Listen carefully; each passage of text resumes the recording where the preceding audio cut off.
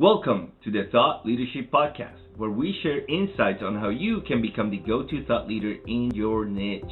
I'm your host, Alejandro Sanoja, founder and personal branding consultant at Latin Empresarios, and today our guest is Nick Hutchison. Personal development books changed Nick's life. When he was in his late teens and early 20s, Nick struggled with an unappealing ego and a lot of insecurities. These flaws were clouding his judgment and leading him down a bad path, both personally and professionally. Thankfully, an early mentor of Nick recommended a few personal development books and thought that since he was hungry for success, they would be a good fit. Fast forward a few years and a few hundred books, and he's now a completely different person. Although Nick still has a long way to go, his days are full of purpose and fulfillment. Book Thinkers, the business he started with some friends as a response to this inflection point in his life, gives Nick the opportunity to share this positivity with the world. Book Thinkers is committed to helping their audience of over 130,000 personal development book lovers discover new books, new mentors, and new resources they can use to achieve more and live better.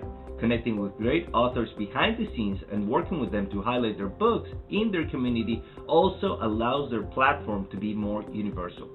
Feel free to connect with Nick on Instagram and say hello. Nick will probably respond from a mountain in Peru or a coffee shop in Colombia, since traveling the world is his second biggest passion.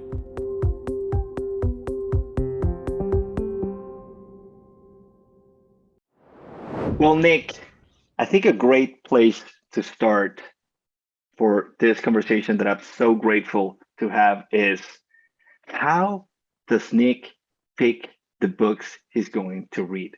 I know you've been for many years in the dominating the Bookstagram environment. You talk about books, you read a lot about books, you recommend books, and I'm sure that you know that we have a limited time on this earth. There's so many great books to read. How do you prioritize the books that you are going to read? Well, Alejandro, I'm very excited for today's conversation, and I think that's a great question to kick things off. It's changed over time. So the decision-making filters that I use to decide on my next book are ever changing, but I'll tell you a little bit about how it happens today. Number one, I'm always looking to set an intention before I read a book. What am I trying to improve? What am I trying to get out of this next potential book? And that happens through goal setting. It happens through a lot of reflection and meditation, journaling, counseling from friends and family. They'll tell me, or I'll tell myself, what do I need to work on? And once I've decided a subject, an example is I want to start blogging. What are the best books available for blogging and online writing? And I'll go through Amazon reviews. I'll ask friends and family. I'll ask mentors. I'll ask people who have done what I want to do in the blogging space and who have done it really well. I'll go through just countless different areas of recommendations, and I'll look for books that I'm interested in. And so if somebody knows me really well and they make a book recommendation, I know it's going to be a good fit for me, especially if they've given me other recommendations in the past. And I think the point of intention is really important, because then as I'm reading the book, every single time I pick up that book that I've chosen to read, I'm reviewing the intention. Why am I reading this book? And that tells my RAS, my reticular activating system in my brain, to filter for information that I can actually apply to my real life to help me solve that problem. And so that's the short answer, is I'm just filtering for information from friends and family and Bookstagram and Instagram and Amazon and all of these other places, looking for the best fit to solve the problem that I have at hand. And as you go through that list, do you just prioritize whatever that intention is? Okay, these are the top 5, 10 books that I found on this topic. I'm just gonna read these ones as fast as I can. Or do you have several categories that maybe at night I read some fiction, I'm reading these bios that take a long time, and you read a little bit here and there, and then you have kind of like the main book that you're reading that you try to go as fast as you can within that book? Yeah, no, it's a great question. And the one part that I forgot to mention is Book Thinkers as a business does a lot of paid reviews. And so that kind of also filters into my reading process. But Normally, I'm reading an ebook, I'm reading one or two physical books, and I'm also listening to an audiobook. The audiobooks that I listen to are normally biographies, autobiographies, fiction, or really long books, because I'm able to get through information a lot faster when I'm listening to it, especially on a long car ride or on a plane ride or something like that. And I just enjoy visualizing fiction or visualizing a biography or autobiography a lot more than I enjoy visualizing more of a technical book. Mhm. So then with the ebooks, those are things that I anticipate having a lot of notes from, because I'm able to export notes off of my Kindle and review them on my computer screen. I really enjoy the aspect of the Kindle and how it allows you to do that, but that's only a smaller fraction of my reading. Then most of my reading is done on physical books. And so I'm normally reviewing like two physical books at the same time. And I do try to read from both of them every single day. So I've got a good chunk of morning reading every single day. And then depending on my schedule, I have afternoon and evening reading. And so I'm always going through different books and sort of balancing things.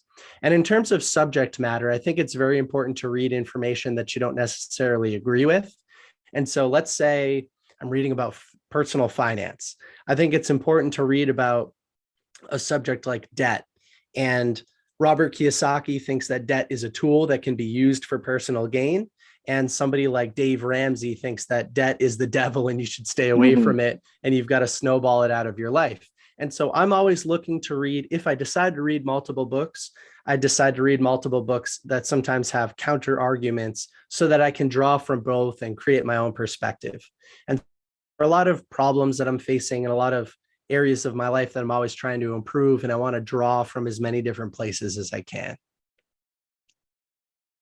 You mentioned taking notes whenever you are reading the kind of like tactical personal growth books. You take the notes, you filter those, you also do it on the physical books. I know you've interviewed Robert Greene. I'm a fan of his work and Ryan's work. And the method that they use for writing their books is basically what you are currently doing. I noticed that it was the same in my case. I read a lot of books. I take notes. I have a system, and I was writing all the notes in one page. And then I realized that it's so easy to write an article. I write blogs. And it's so easy to write an article after you've read several books on the topic, because you just write the highlights and then the ideas just flow. How close, I know you've talked about this in several videos. How close are you to writing a book?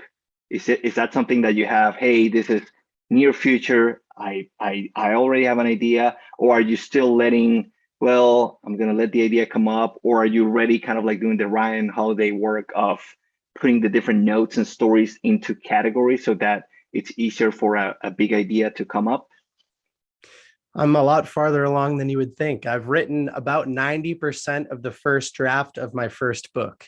And it's been a long process, but I actually committed back in March of 2021 to start the project. And I did sort of what you're describing. I created an outline for the book, and I've started writing inside of that outline and aggregating information. You know, you mentioned guys like Ryan Holiday or Robert Greene. What's interesting about their books is that they're so studied. Like Robert Greene, I think in my interview with him, he said he read like 3,000 books in order to prepare for the 48 Laws of Power. Or with Ryan Holiday, when he writes a book on Stoicism, you know, he's read hundreds of ancient texts. And what they do is they try to combine information in a novel way. And so I sort of had some insecurities around the start of that process. Like, here I am, I'm in my late 20s. All I've really done is read hundreds of books and started a decent business, but entrepreneurship nonetheless. Like, am I really credible enough to write a book? And then I think, well, I've read more than 99% of people, and I think I have a little bit of a unique flavor. So yeah, I can aggregate this information in a unique way and tell a story, or tell the story of all of the information that I've learned in a unique way. And so, yeah, I'm about 90% done with the first draft, and I would anticipate that book gets launched somewhere in the second half of this year. Okay, so that's great news. Then we'll be looking forward to that. So you mentioned there building a business. It feels like yesterday when you just had 10,000 followers and we're kind of like starting in the field where I know Mike's probably going to listen to this and maybe he'll challenge you to something. But there's several people reading books and sharing about books and just creating as much value as they can. And then suddenly, and that takes a lot of work. And at the beginning, there's zero monetization and 100% of work. How did you turn that into a business? If somebody at the beginning was a side hustle, I don't know how close you are to making it your main hustle, but what would you say to somebody out there, maybe in this industry of book recommendations or in any industry? Hey, it's hard, but this would be I know it's difficult. It's tough to say this are the top 2 to 3, 5 steps, but if you could more or less create a map for somebody, what would you say? Because I remember 10,000, then 50,000. Now you're above 130,000. I would say you're probably, if not the top, one of the top book Instagrammers out there. So what would be your recommendation for somebody who wants to follow that journey and turning their side hustle into their main hustle at some point? You know what? I could talk about this subject for hours. So I'll start and then you can tell me when to stop. But a little bit of backstory on that. When I started the Book Thinkers Instagram account, I had different intentions. We wanted to release a mobile application that could allow readers to retain and implement more information from the books they were reading. And it was taking longer to come to fruition than I had originally anticipated. Around that same period of time, I started reading a lot of these books. That's where the idea from the app came from. And I had received so many repetitive questions from friends and family members and friends of friends and acquaintances who said, hey, I heard you're reading these books, applying them to your life. Magical things are starting to happen. And I'm talking about in my personal health, in my personal wealth. I was working at a software company at the time, in my communication with friends and family. Like, it got around that these books were really changing things for me. And because I was receiving so many repetitive questions, I started to put that information on Instagram and other social platforms as a way to start to build a community for the app. Now, the app never came to fruition, but I started to build that community. And people were asking questions, making recommendations. I was building relationships with authors. And what I did realize, going back to the note taking, is that if I was reading with the anticipation of teaching it to other people, I was actually retaining and then implementing a lot more than I was previously. And so that act of rewriting your notes, that act of preparing some sort of video skit or video review to tell the world about, that is repetition, and repetition leads to retention. And so I noticed that not only did I love teaching this information, but I was actually growing faster as a result of managing the Instagram. And I wanted to give you that backstory because that was all up before 10,000 followers. It was very, there was a lot of trial and error, but it was also just because I was experiencing so much personal growth and fulfillment as a result of building that community. And then around the time of 10,000 followers, I had my first couple of authors reach out to me and say, hey, how much do you charge for a review? And I thought, charge for a review? I can get paid to read these books that I'm already reading for free? This is amazing. And I didn't know, I don't remember how much the first deal was, but I might have said something like, hey, for $50, I'll read and do a couple reviews on your book, and I'll upload it to your Amazon profile and my YouTube account, which I just started. And who knows, maybe you'll sell some books. And that was the birth of the monetization of Book Thinkers as a business. And so what's interesting in hindsight is that I wasn't originally passionate about personal development books. I had just started, so I wouldn't really call that a passion. I would call it more of an interest or curiosity. And through consistently posting and then actually consistently implementing the information in my personal life, I was able to build a passion. So the passion came from the consistency. The consistency did not come from the passion. I think that's something that people have backwards sometimes. So there was no pre-existing passion around personal development. It was created over time through consistency. Now, here I am with 10,000 followers and having a tough time really launching this mobile application. And building that side of the business. But all of a sudden there's an opportunity to review books. Well, I knew that with more followers, authors would pay more. With more engagement, authors would pay more. And if I was working with bigger named authors, then they would want to borrow their credibility by working with me.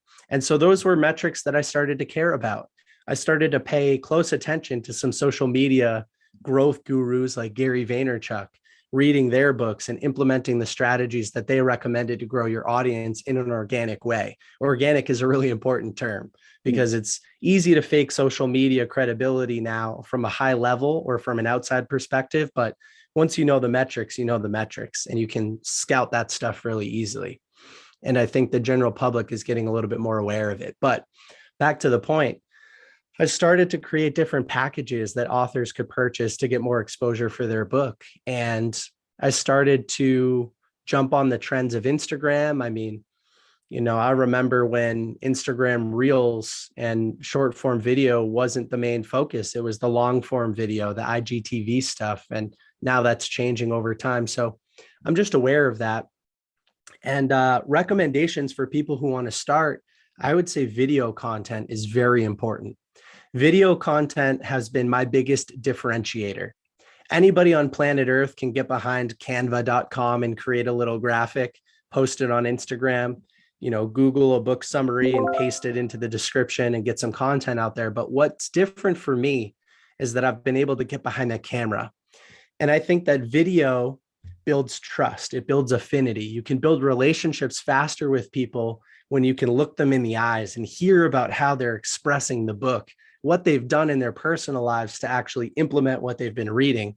And so I do get a lot of DMs from people, especially in the book space, that say, hey, I'd like to start to create content. What do you recommend? I say video content. And there's an important lesson that, oh man, I don't even know where I learned this, but I say it all the time now. You can't get to video 100, which is crisp and clean and edited nicely, and it's got a great background and you're very articulate. Maybe you do it in one take. You can't get to video 100 without your first 99. And so when I first started, my videos were very rough. When I go back and I watch them now, it's almost embarrassing, but that showed me how far I've come. I wasn't as articulate. My language was full of verbal pauses. The video quality wasn't great. It was sort of scattered. It was easy to interpret what I was trying to tell you in terms of my biggest takeaways from the book. But that stuff, it's trial and error. You got to grow over time. So video content builds trust, and video content is difficult to create, which is why there's such a high barrier of entry. You've got to put yourself out there. You've got to be transparent. You have to be okay being rejected by other people. Not everybody's going to like your content. Not everybody's going to like your face or your smile or your voice or the way that you talk about these books, but it's important because when somebody views your Instagram account or your social account or your podcast, you sort of want them to take a stance. Do they love you or do they hate you? If they're somewhere in between, they might follow you, but they might not interact very often. And that's a dangerous place to be on social media. So yeah, video content. So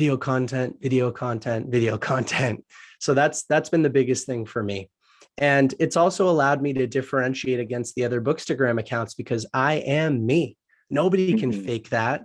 Now, if I was just creating digital images on Photoshop or Canva and posting them, well, anybody else can do that. If you're just copy and pasting book summaries from some summary engine or Blinkist or something like that, anybody can do that. So it's going to be hard to make money if anybody can do it.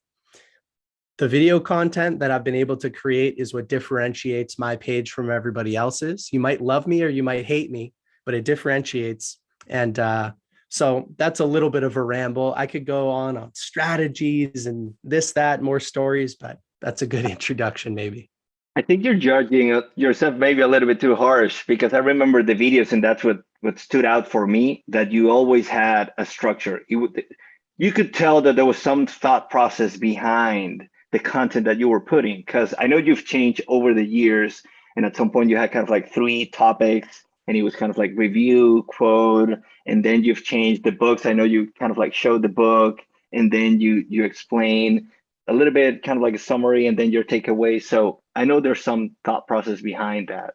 And the videos, in my opinion, at least, in my humble opinion, they've always been great. And I want to talk about that because we help people with that, and there's several ways to do it. Of course, if you have a great speaker, they can probably just turn on the camera and go, and they're going to do a great video. Some people need a teleprompter, and there's apps for that. So in your journey, what have you learned, and what would you recommend people to do? Do you, for example, do you have an outline? Because people can't see what you're looking at, but do you have an outline in a somewhere where you, okay, this is what I'm going to talk about, and I have the 4 main points and I know my way through it because I've read the book? Or is it just several takes until you get the good one? Or are you using some kind of teleprompter? What would you recommend people? Hey, I want to get my videos as good as Nick's. What should I do? So when I was first starting, I prepared a lot more than I do today. When I was first starting, it used to take 25 takes to get a good clip. And I used to create a full outline and really reflect on the notes that I was taking and the structure of the video. So there was a lot of effort up front. And nowadays, when I finish a book, I go through, I look for a couple discussion points, and I'll just get behind the camera and I'll record it. Every once in a while, if it's a subject that I'm unfamiliar with, or I'm having a hard time articulating what I want to go through, I'll throw a whiteboard up behind my little phone stand and my ring light, and I'll write down a couple of the main points, and I'll try to center that behind the screen so that you can't really tell I'm reading anything. Nowadays, there are still times that it takes me maybe 5 to 10 attempts to get a video done. It's a lot faster than it used to be, but it was a lot of trial and error. And I've tried so many different things, like you've seen through the years, different backgrounds, different structures, 1-minute videos, 30-second videos, 10-minute videos, 15-minute videos. I even did a video in Spanish one time. I'm always willing to learn and trial, A/B test different types of video content. But yeah, like I said, once you have created hundreds of videos, they just get easier. The next one becomes a little bit more seamless. And so today, read the book, go back through, reflect on a couple decision points, and get behind the camera and shoot. Something else that, at least from the outside, seems that is part of your secret sauce is that I see a lot of creators out there, similar journey, and they keep trying to do everything on their own. And I know that you partnered up with Ryan at some point. He was in your accountability group. You had other partners at some. I don't know if you still have all those accounts related to book thinkers, but could you share more about when is the right time? Of course, at the beginning, you have to build it on your own for people to be excited and they want to join you. But when is the right time to look for help? And how would you recommend looking for help? Because I know there could be some fear of losing your brand, right? Like, you've worked so hard, you've created all these videos, and then somebody's going to come, maybe they haven't put as much work, and you're just going to share with them your brand. That can create a lot of fear. So what would be your recommendations in terms of partnering up with people, picking the right people, and at what point does it make sense? All great questions. Yeah, today there are a number of subcontractors to the business that help with things that I'm not great at. And we'll dive into that philosophy and when the right time to delegate is in just a minute.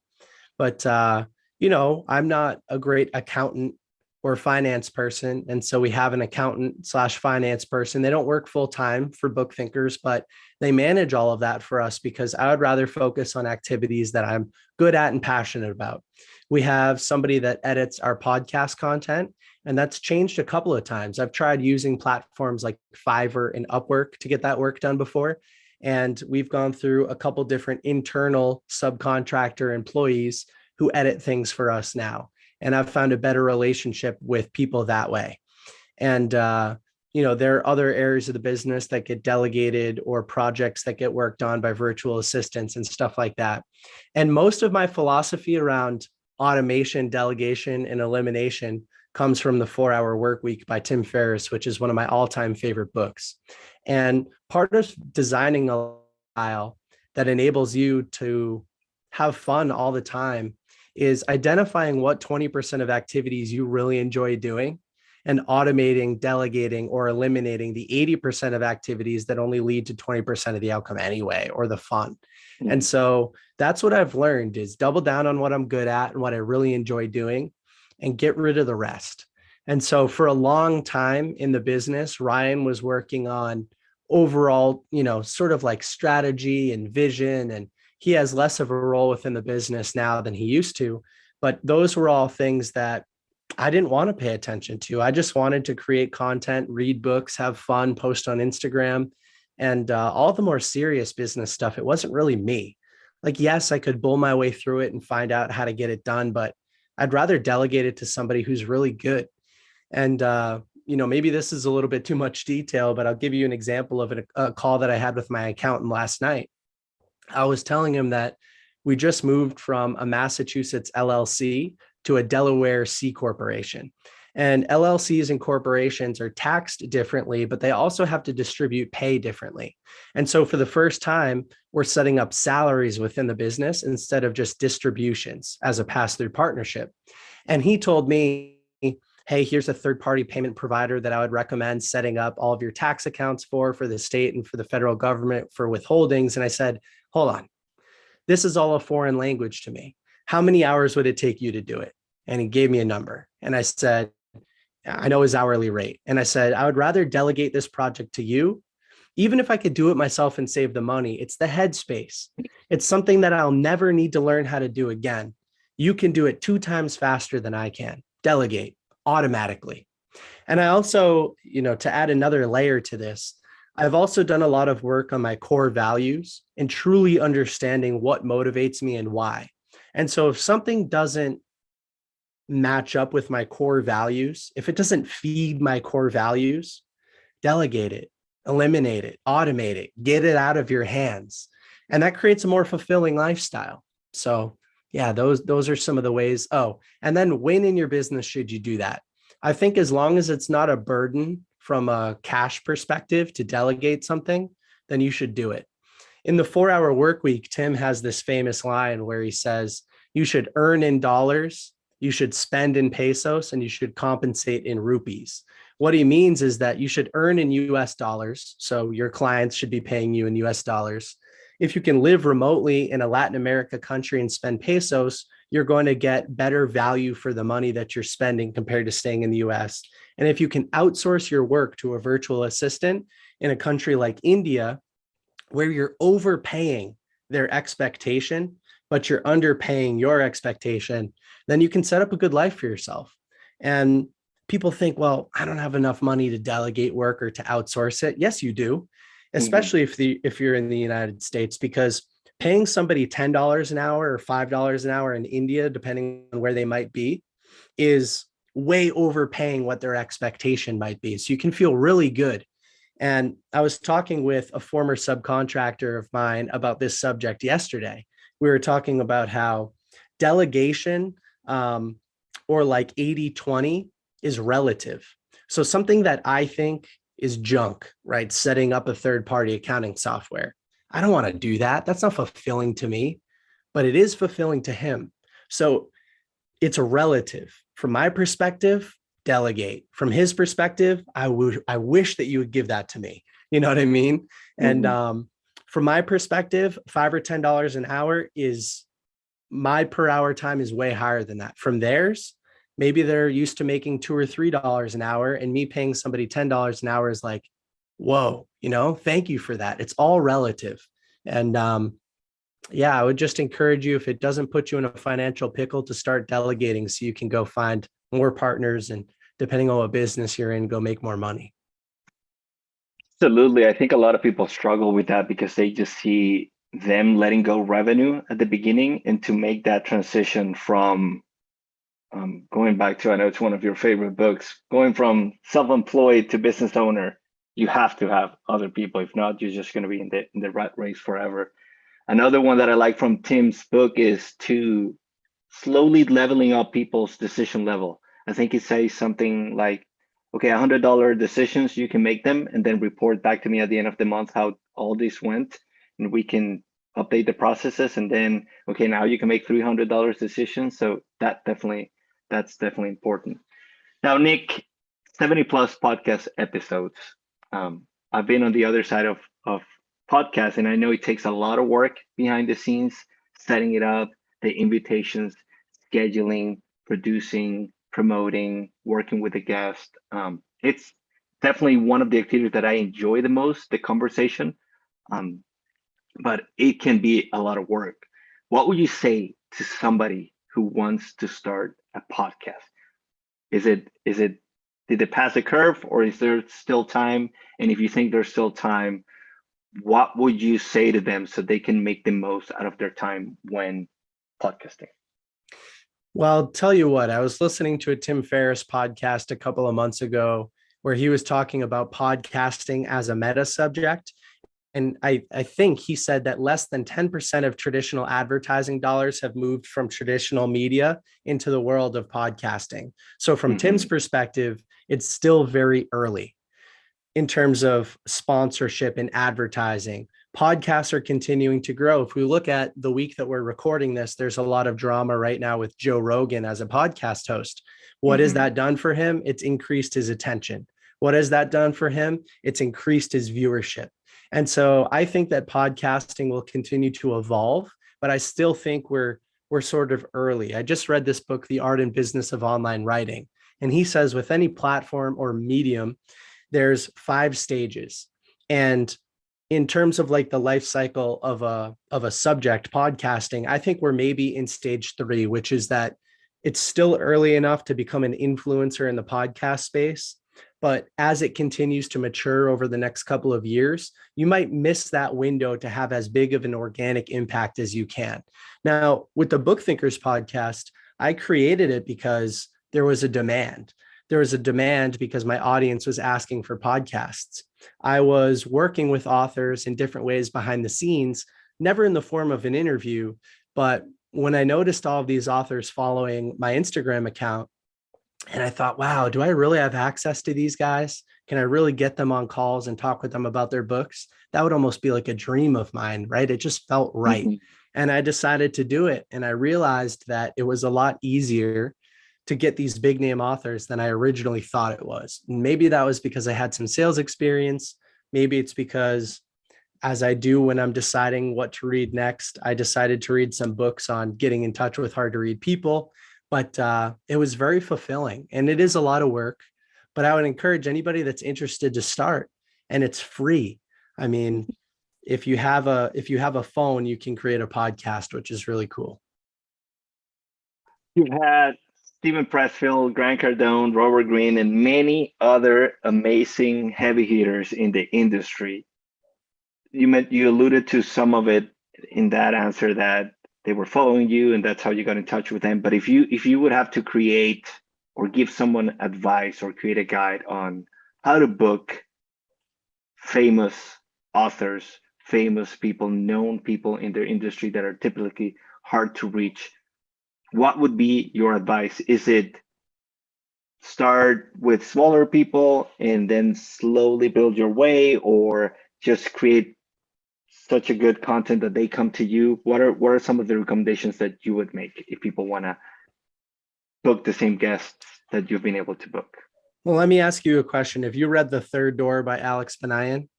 I haven't. I listened to the I forgot, Kyle Fussman episode, and I listened to his podcast for a while consistently because Tim recommended it, and I enjoyed it. He's a master storyteller. I listened to that episode, but I have not read the book. Well, I'll start with this metaphor. So Alex says that with a nightclub, there are always 3 ways to get in. The first way is the general admission line. Normally the line wraps around the block. There's a long wait. You've got to pay a cover once you get up to the door. Maybe you're not even going to get in. That's how most of the world tries to access people, relating this to podcasts. He says the second entrance is the VIP entrance. You either need to know somebody, be credible enough, like they need to follow you as an example, like we were just talking about. But that's hard to do. If you have a lot of money, you can just, hey, give me 10 tables. Exactly, right? Yeah. Like, hey, Grant, $10,000 for an episode for a half an hour. He'd probably go, yeah, sure. But there's always a third door. And what Alex says in the book and what he teaches the reader is that if you have to break through the kitchen window and army crawl your way through the kitchen and come in through the back, you're still in the club.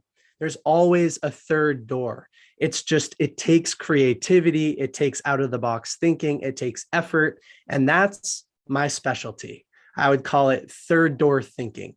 I'm always able to get in front of these people and exchange value in a way that makes sense for them, where I don't have to spend any money, but I can hang out with Grant or anybody that you just mentioned. And I'll give you a tangible example of this. With Grant Cardone, I remember he had a speaking forum on his website where you could book him to be a keynote at your event. And I think the smallest window was like you had to spend $10,000 for a half an hour or something like that at the time. Maybe it was even like 50,000. So I just checked that box because it was the smallest one that I could check.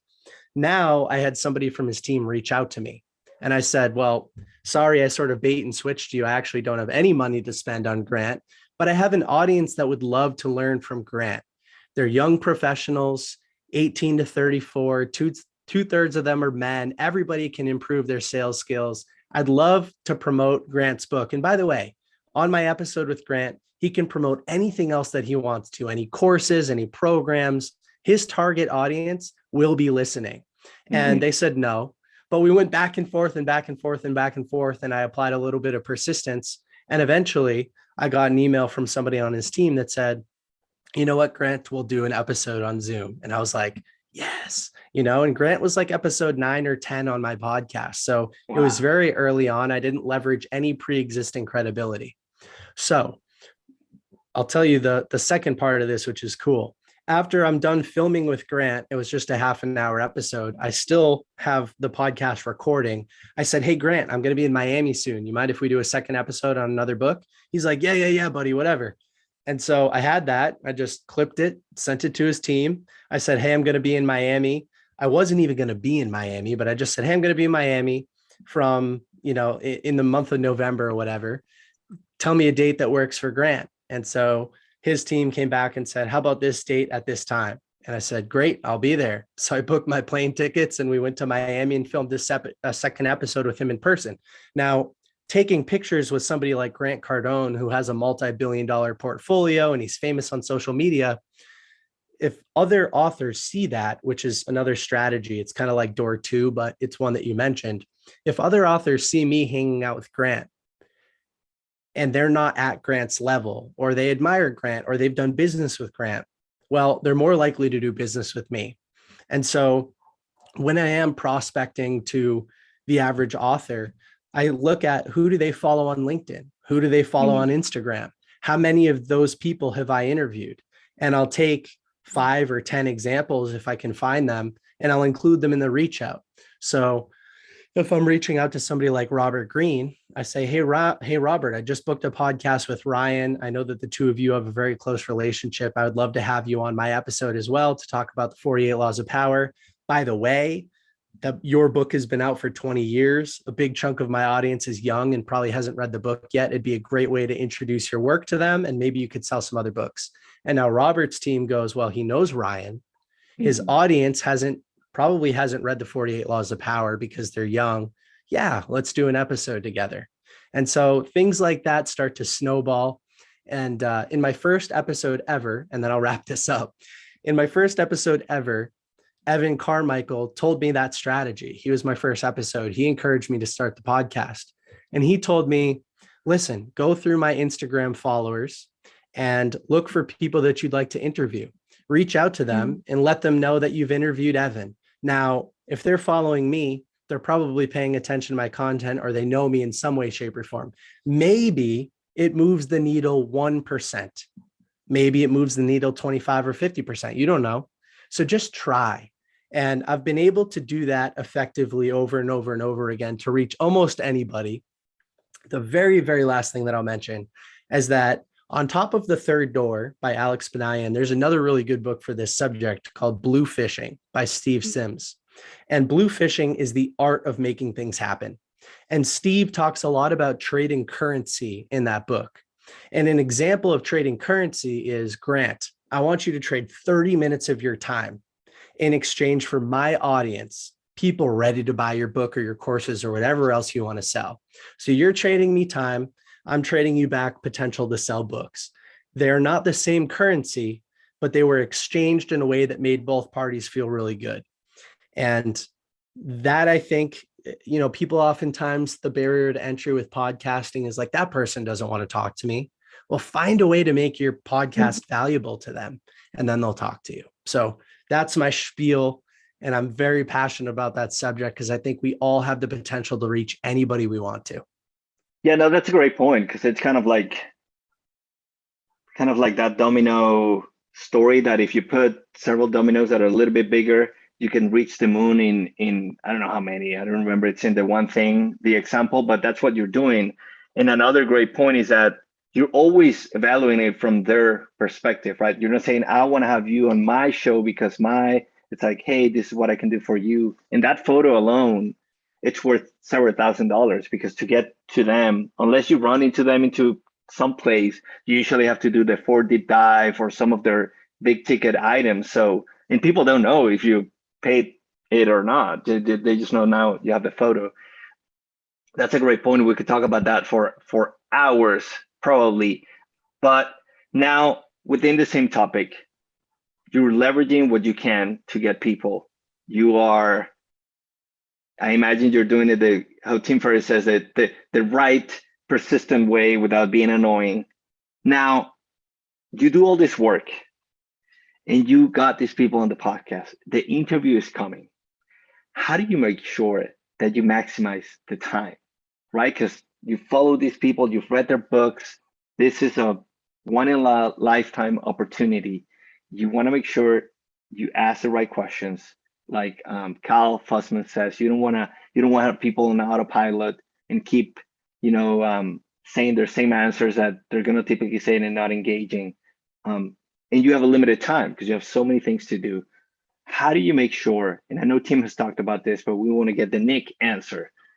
How do you do the preparation and the research for that interview?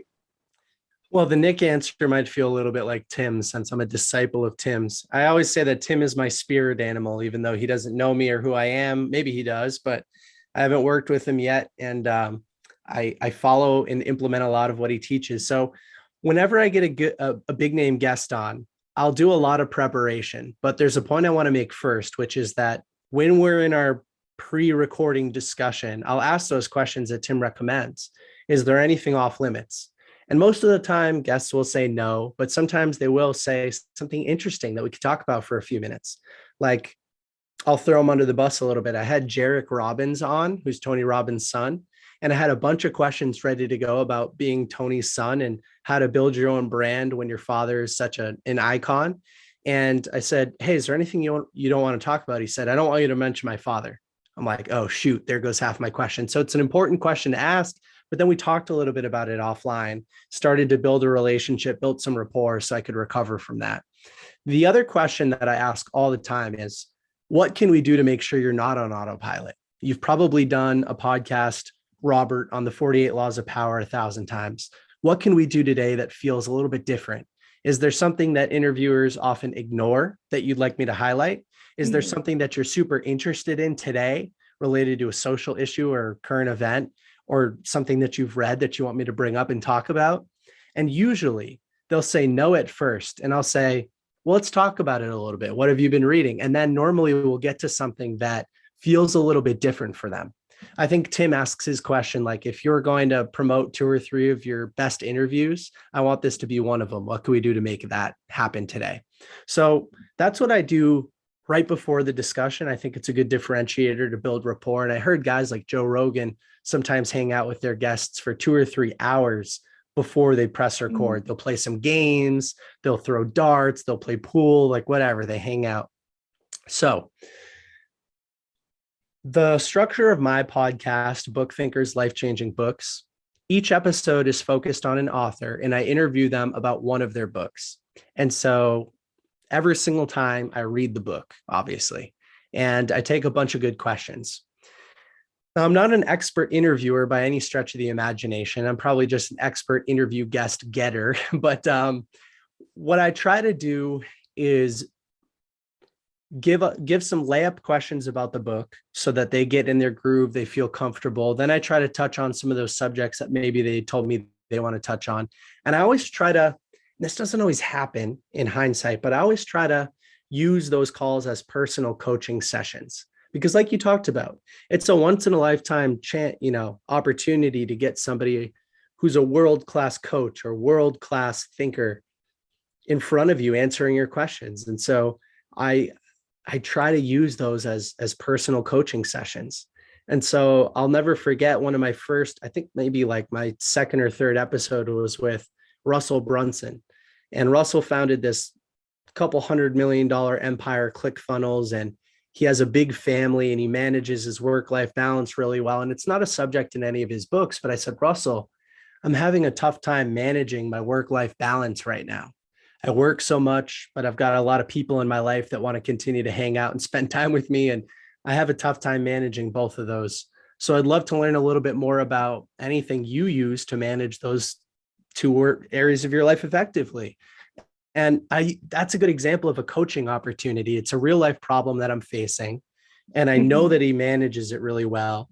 And so I can kind of get into the human side of this mega icon by bringing up some more real world issues. And that's how I get the most out of the episode is I use it as a personal coaching session. Absolutely. Yeah. Yeah. And going back to Tim, he always talks about that he wants to make it valuable for him so that he's going to be interested in it's not just going to be set up questions to talk about something that he already knows.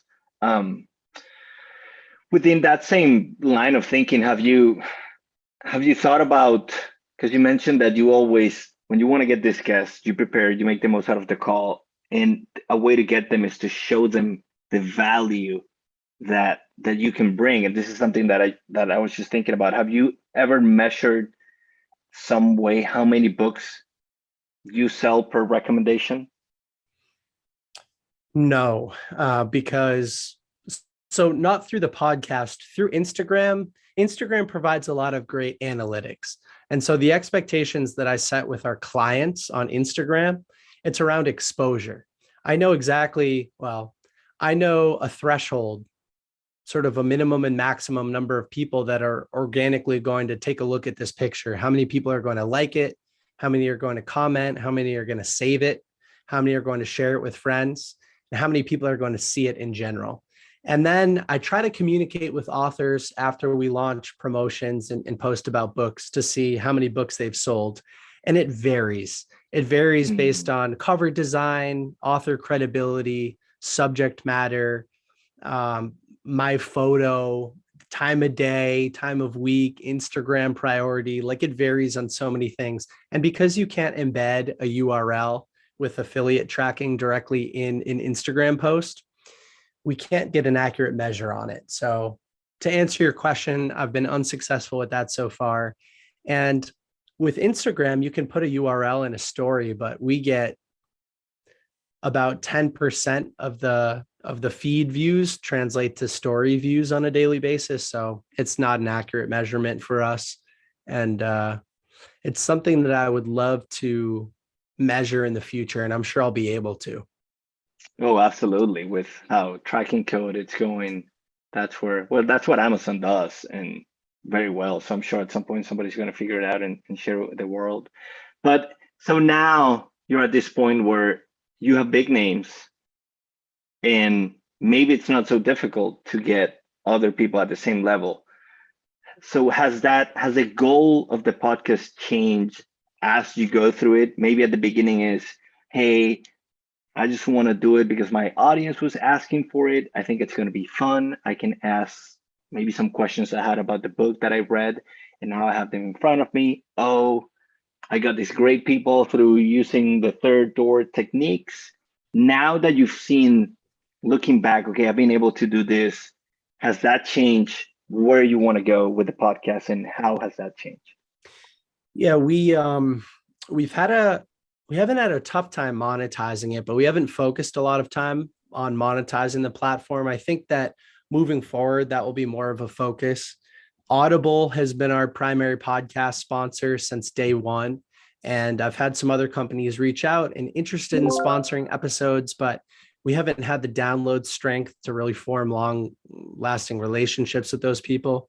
And so I think it'll continue to be an opportunity for me just to have fun conversations, to borrow credibility by leveraging names like Grant Cardone and Stephen Pressfield and Ryan Holiday and Robert Greene for other areas of the business. You know, the amount that we can charge for a picture post or a video review has been impacted in a positive way by the podcast. I've been able to work with those people to promote their books on our podcast, and I'm able to sell podcast packages to authors, and the dollar value, like I said, of other opportunities has gone up. And also my ability to work with authors outside of Instagram or promoting their book through the podcast has also become a lot easier now that I have borrowed the credibility of these other people and established my own credibility as a result. And I think I'll just continue to use it as a sort of twofold. One, as an opportunity to continue to make money and explore different ways of monetizing my audience. So authors will continue to purchase podcast slots, which has been happening for a couple of months now. And the second is strategy. You know, when there's an opportunity to work with somebody that is either an inbound opportunity or a strategic outbound opportunity that just makes sense for me based on the number of followers, or maybe they are a subject matter expert in something that I want to learn, or I've already read their book, so it's not as much work, I'll continue to take those opportunities. But yeah, it is a lot of work to produce those episodes. Mm-hmm. It is. It is. It is. Yeah. Yeah. I mean, in our case, it's just, of course, we have high ticket services. So if we just land one opportunity out of anything we do, that just pays for itself. So it's really not a worry for us. But I know you have to sell a lot of books and get a lot of commissions in that case to pay for the work. Have you thought about, I know this is kind of like what most people are doing, but have you thought about maybe having a meta service where you help people how to build up their influence in Instagram and their podcast, how you've been able to do it? Is that something that has come up? Yeah, we actually trialed some things related to that in 2021. We managed a number of authors' social media accounts. So we had the responsibility of posting content, curating the content, engaging with the audience, implementing some growth strategies. We outsourced some of that work to virtual assistants, and we were just responsible for selling it. We played in that world, got some good data, finished out those relationships, some of them more successful than others. And I think I'll continue to play in this space. I actually just did my first paid speaking gig. I had an author reach out to me, offer to pay me plus cover travel and living expenses to speak in front of an audience of entrepreneurs and professionals. And, you know, that was fascinating to me because I was able to talk about these strategies that I've used to grow book thinkers. And it made me realize how valuable the skill set is. So, you know, some plans for 2022, we will continue to diversify the different ways that we help authors. You know, it's not just posting a picture, but I actually created a course that authors can use to grow their own Instagrams. So that's included in a lot of the other behind the scenes stuff that we do. And I'm working with an author friend of mine to create more of an affiliate author profile type service where authors can link their books and their courses. We can help them make courses and stuff like that. So yeah, I'm continuing to play in that space, and I haven't 100% figured it out yet, but I really enjoy it. I've toyed with the idea of becoming an actual book publisher and doing special second, third editions of a book thinkers editions, you know, with customized intros, outros, updated versions, Spanish versions of books, you know, or publishing a book for the first time. I've toyed with becoming a publication, kind of like a Forbes or Entrepreneur or Inc., where we're just curating content related to personal development books, recommendations, and the actual implementation of information, which I think is going to continue to become a bigger part of my branding. So yeah, there's so many opportunities to work with authors, and it's always opportunity overload, but it's always analyzing what 20% of opportunities are going to be the most fulfilling and can lead to the most impact for authors, and still in the process of maneuvering all of those puzzle pieces. Yeah, well, you've done the hard work, which is creating an engaged audience. I think after that Kevin Kelly, right, 1,000 true fans, I'm sure that you have way more than 1,000 true fans. So now it's just a matter of, like you said, what is it that fulfills me and I can think can bring value to others. Now, Nick, you've talked about growing in the space, creating the podcast, and reaching out to difficult people. You figure out the third door. Now, you're kind of in a position where you are growing as an influencer. Now it's 130 plus thousand followers. I know you are big on engaging with people and you usually respond to the majority of the comments. I know we've had chat over DM and you respond fairly quickly. How have you managed that aspect, the other side of becoming an influencer? Maybe at the beginning, okay, 10,000, maybe your friends and family and people around you thought, well, it's just like everybody else just doing this influencer thing. Now it's become a business. Now it's become place where you can have an impact. How do you manage this, the other side of who do you respond to? How many comments? How do you manage feeling bad when you don't have time to talk to everybody and answer everybody's DMs and comments? Yeah, and that's changed over time as well. I'll tell you something funny, which is related to this third door method, or the ability to reach hard people.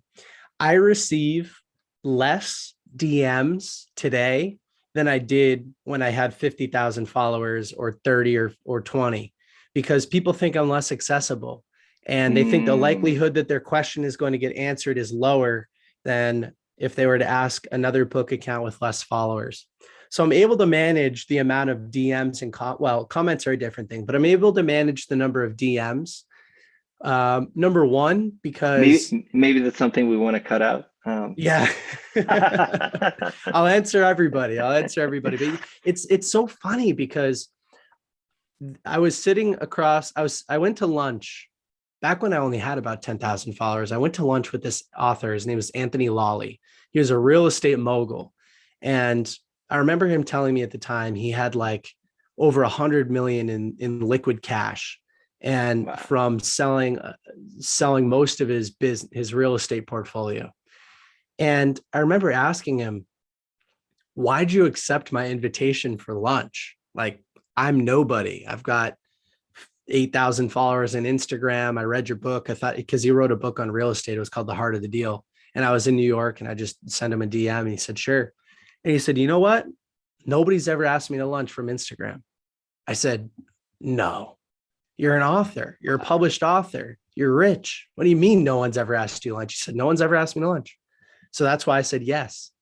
I thought, geez, that's crazy. And that got reinforced recently when I was at an event in California, and that guy, Steve Sims, who authored the book Bluefishing, The Art of Making Things Happen, was at the event. And he told this story where he's basically like the Wizard of Oz for rich people. He makes anything happen for them.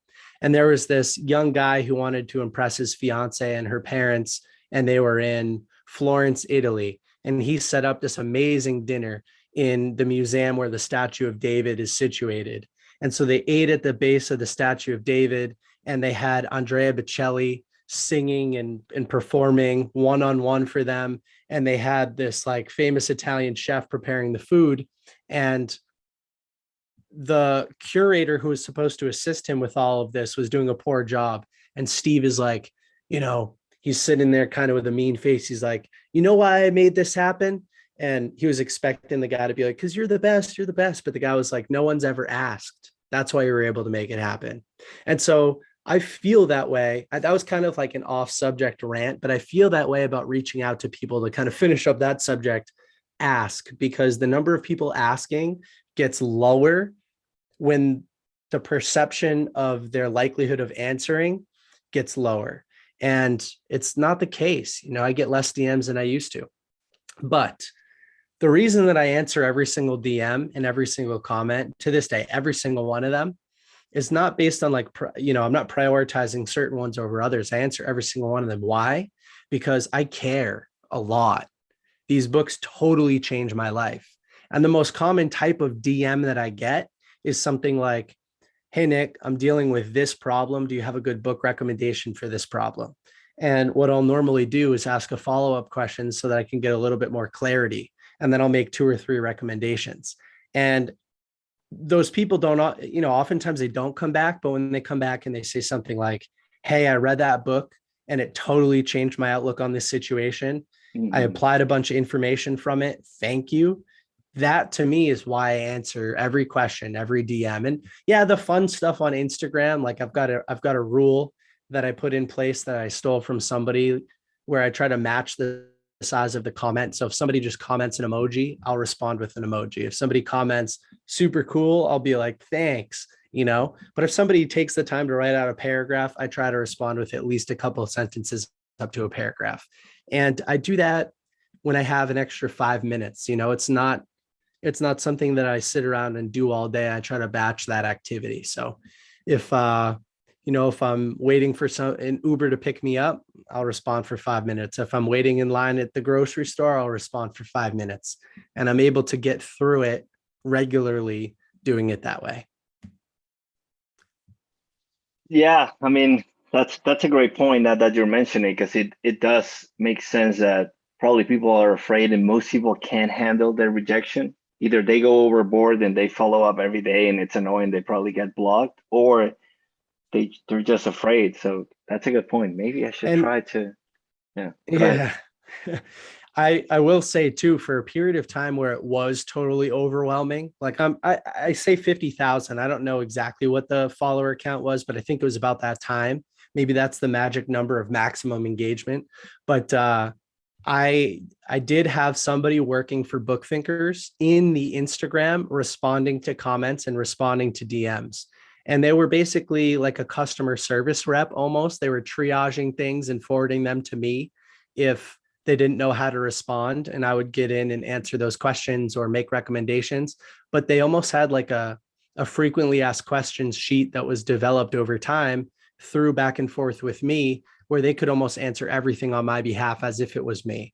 Now, that might be disheartening to hear for somebody who maybe was messaging me a couple of years ago, but they were basically a second arm. They were doing the work on my behalf, and it felt very genuine. And it was, and that person is not needed anymore because the volume is manageable by me, and I've been able to delegate, automate, and eliminate so many of the other low impact activities that I can focus on responding to people. But anyway, that's those are some additional thoughts that I wanted to add in there. No, yeah, it makes total sense. And at some point you have to, I guess there's so many. I recently read that, I don't know if you've read it, the Daily Rituals series of books, that it's this guy that writes about the routines. I think one is the top minds, and there's one about top women, and then there's about top artists. And you just realize that you can make it in any way possible, right? That you see so many influencers, for example, Tim Ferriss, he doesn't post almost anything. He does the podcast, the blog, that's it. Then you have Grant, that he puts everybody in his family in the videos and he makes them work and speak. And that's kind of like another. And then you have Gary, who he talks about everything, but no family. Nobody even knows if he has a family, right? But he talks about garage sales and NFTs and so many things. It's kind of like Grant stays in his lane of real estate and sales and personal development. So at the beginning, I think you feel that you must do it in a way, and this is the way. And then you realize that there are so many ways in which you can be successful in this space, that you just got to find what works for you. Yeah. Now, in those lines, Nick, what is next for you? You've built this platform, book influencer. Now you're writing a book. You have access to these people. You're thinking about an app, maybe providing some consulting services. With everything that you've been able to do, what are we going to see from you in the next 2 to 5 years? Well, I'll start my answer to this question with some subjects that we haven't talked a lot about today. Outside of Book Thinkers, my other biggest passion is travel. I love international travel. I love remote working, #digital nomad, laptop lifestyle, all that kind of stuff. I love exploring new cultures. I'm in the process of learning Spanish. Estoy aprendiendo español. And that is a big focus of this year. I'd like to visit at least 10 new international cities. And towards the end of the year, I'd like to buy a house in Florida with my girlfriend as more of a home base. And maybe again oversharing, but something that still allows me to travel. So it'll be significantly under budget, but it'll be a brand new Book Thinkers room for everybody to see. And it'll still allow me to travel, but we'll have a home base that's closer to Latin America. Florida is a little bit warmer than where I live now, which is Boston. So, and then in the health, so that's kind of like travel and maybe some more life plans. In terms of health, I'm going to run a half marathon in May. I've never been a runner. I'm always in the gym, and I'm a total biohacker. I care about everything that I put in my body and all of the different gadgets and sleep and all of that stuff. But I've never been a runner. And so I'm going to run a half marathon in May and maybe a full marathon by the end of the year. So that's another set of goals for me. But in terms of book thinkers, I think I'm at a stage where I was talking with one of my business coaches. His name's Kevin Horsley. He's the author of Unlimited Memory. He's a brilliant guy. I meet with him every week. And we were talking about no shiny objects for Q1. Just focus on enjoying the process, working with these authors that I'm doing business with, helping them promote their books, consulting. There's this great question that you can ask whenever you're talking to a potential client, which is, do you need help with that? And then you find out how to help them with that, especially if they know that you're going to do good work and if you can provide them value. And so I'm continuing to help authors in different ways behind the scenes. I want to continue to create good content, solid content, improve my skills at communication, and travel a lot. So that's I guess my short-term vision. Last year, I think I spent too much time thinking big, 10x everything, magic of thinking big. And that didn't allow me to be in the present moment as much as I wanted to be. So yeah, this year is going to slow down a little bit, and I'm going to continue to reflect and make decisions over time. So with Book Thinkers, who knows what you're going to see? You're going to see a lot of good content. You're going to see me continue to care about spreading the positive power of personal development books. You're going to continue to see podcast episodes. You might see I'm going to start blogging and writing a little bit more. As we talked about, you'll see my book is going to come out later this year. And I've learned a lot about book marketing in the process. So as I continue to think about different ways to help authors, I think I'll probably develop some services in that space, because our main customer comes to us after they put out a book and they say, hey, Nick, put out my book. I'm a subject matter expert. I was a CEO for 30 years. I have this super unique thing to talk about, but I realized I don't have an audience. Can I be in front of your audience? And I'd like to help people become aware of that situation earlier, help them start to develop their social profiles earlier. I think that should be part of the writing process, sharing your information on blogs and social platforms. So maybe I'll be doing some work with authors in that space.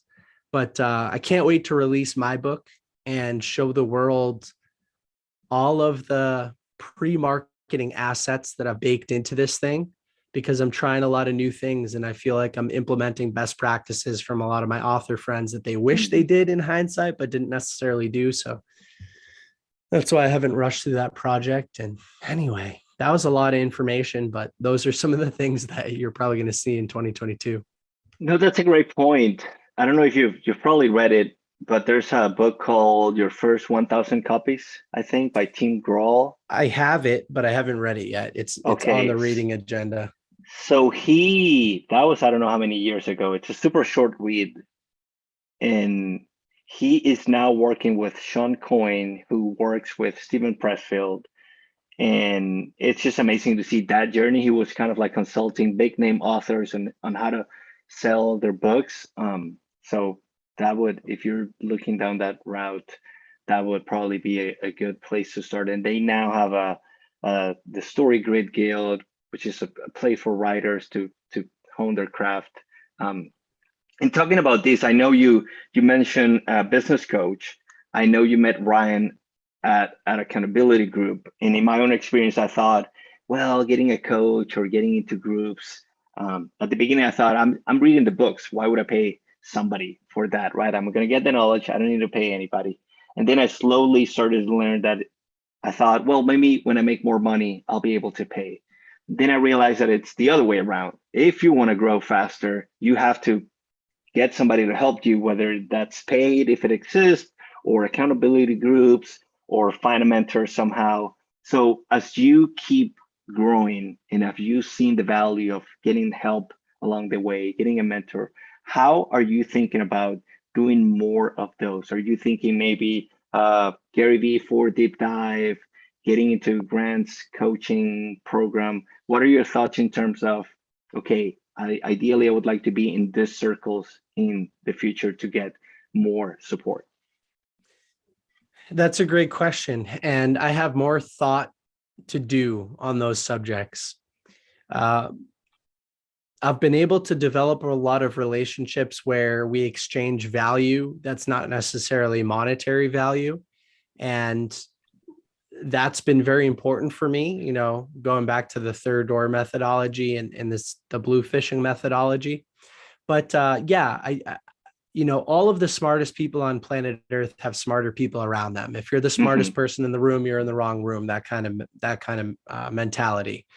And so, I'll continue to seek bigger rooms. I'll continue to look for people that express themselves in ways that I want to express myself. I'll continue to look for people who feed my core values in ways that I can't even imagine, and try to pick their brains and implement information from what they're doing.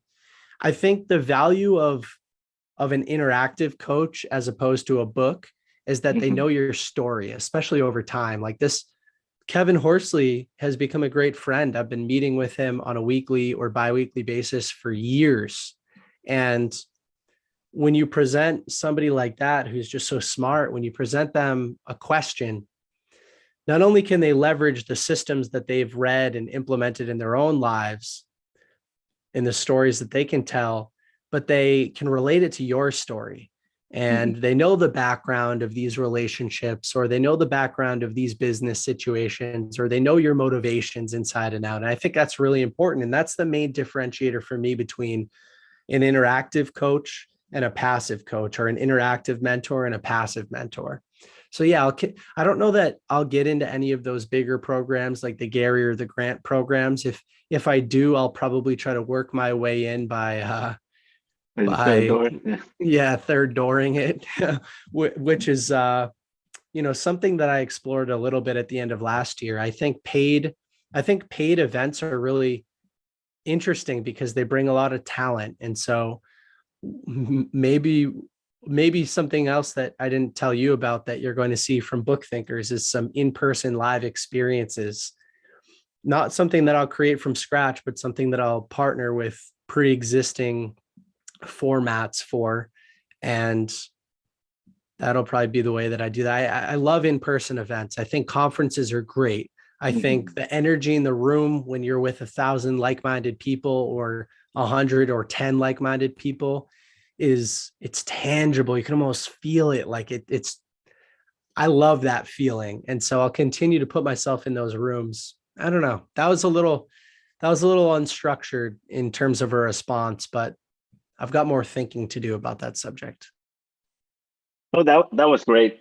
And you mentioned a book, right? So you are an author, you are a book influencer, speaker. Also, you mentioned that somebody, an author, brought you to speak as well, and so many other things. You do a little bit of everything. When people ask you, when you go to an event where you're out there in the world, not in the Instagram world, but where everybody knows who you are, but when you're out there in hopefully soon events and many other professional places, how do you answer the typical "what do you do" question?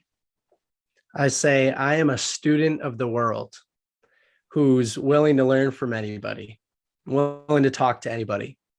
I have a passion for personal development books, for making progress in my own life, and for helping other people make progress in their lives. So if you think there's a relationship or an introduction that you can make that can serve one of those things, or that I can serve for them, like, happy to make it, happy to network, happy to meet people. And Vanessa Van Edwards, who's become a really good friend of mine, she's the author of Captivate. In her TED talk, she says, I think she opens with something like, I'm a recovering introvert or something like that.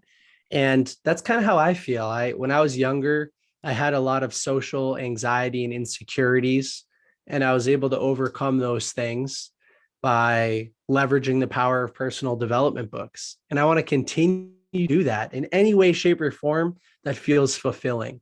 And so people present me new opportunities and make strange introductions all the time, and I love them. I'm always willing to listen and learn. And that's kind of what I say that I do. I'm just an advocate for personal development books. So that's what I do. Nick, I'm a student of the world. I feel like we could talk for hours. I have a bunch of questions that I didn't get to ask. And as we were talking, I wrote some more. So maybe we'll have to, I want to be respectful of your time. So maybe we'll have to do round 2 in Spanish. And you get to keep practicing. And maybe we'll release an episode in Spanish. Who knows? But is there anything else that you would want to share with our audience? Book Thinkers will link to that, the podcast, Instagram. Anything else that you would like to share with our audience? Well, first I'll share one message, which is that these books have the power to change your life. And although we think human experience is individual and unique, there have been billions of people that have lived before us and experienced a lot of the same things that we've experienced. So no matter what your problems are, there's probably a good book that can help you overcome that obstacle. And so I would encourage anybody listening today, you're probably already a reader, but get outside of the box a little bit. Think of what problems are plaguing your life and what areas you have to make the most improvement in, and read some books about them. Biographies and autobiographies of people who have overcome similar challenges are a great way to learn. And I would just encourage you to search for a book or ask me for a recommendation, and I would be happy to point you in the right direction. But these books have the power to change your life. If you read a good book and you don't change your behavior, there's no difference between reading that book and playing a video game. They're just forms of entertainment. But when you read a good book and you implement what you've learned and you make an improvement in your life, you're unstoppable, you're limitless. And I believe in these books so much. And I've seen firsthand what they can do for me and so many people in my life.